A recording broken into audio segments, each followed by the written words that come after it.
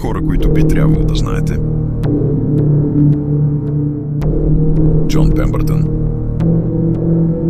Човекът, който измислил Кока-кола, докато се опитвал да направи лекарство. Илон Мъск. Най-богатият човек в света, който иска да колонизира планетата Марс. Алберт Айнщайн. Той е известен точка с теорията на относителността.